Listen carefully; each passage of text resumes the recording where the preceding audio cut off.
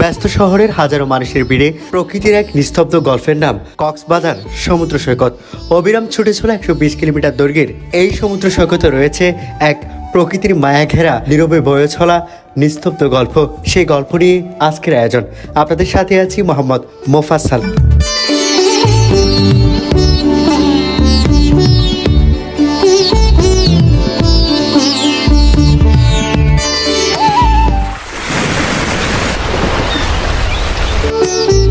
ভোরের প্রথম আলো ফুটতেই দিগন্ত জুড়ে লাল আভা ছড়িয়ে পড়ে।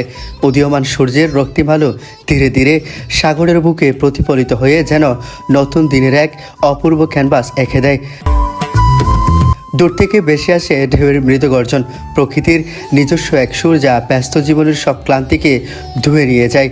একের পর এক ঢেউ এসে আলতো করে ছুঁয়ে যায় মানুষের পা। মনে হয় সমুদ্র যেন তার শীতল স্পর্শে সব দুঃখ, ক্লান্তি আর অবসাদ ধুয়ে দিতে চায়। ভেজা বালির উপর পায়ের ছাপ তৈরি হয়, আবার পরের ঢেউ এসে মুহূর্তেই মুছে দেয় সেই চিহ্ন। যেন প্রকৃতি শেখায় জীবনের প্রতিটি ক্ষণই ক্ষণস্থায়ী, কিন্তু প্রতিটি অনুভূতি সুন্দর। সৈকতের উপর ছড়িয়ে থাকা সোনালি ভালুকা বেলা, হালকা সমুদ্রের বাতাস আর লোনা গন্ধ মিলিয়ে সৃষ্টি করে এক অনন্য প্রশান্তি।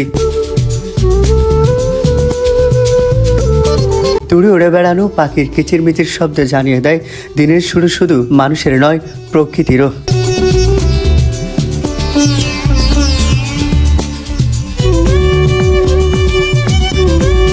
যখন শহরের কোলাহল ধীরে ধীরে জেগে ওঠে, তখনই সমুদ্রের বুক জুড়ে থাকে এক গভীর নীরবতা।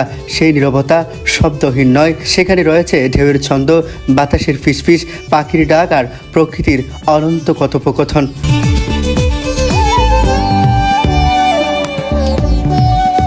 কক্সবাজারের এই সমুদ্র কেবল একটি পর্যটন কেন্দ্র নয়, এটি এক অনুভূতির নাম। এখানে প্রতিটি সূর্যোদয় নতুন আশার গল্প বলে, প্রতিটি ঢেউ জীবনের নতুন বার্তা নিয়ে আসে, আর প্রতিটি সকাল মনে করিয়ে দেয় প্রকৃতির সবচেয়ে বড় সৌন্দর্য তার নীরবতার মধ্যেই লুকিয়ে আছে।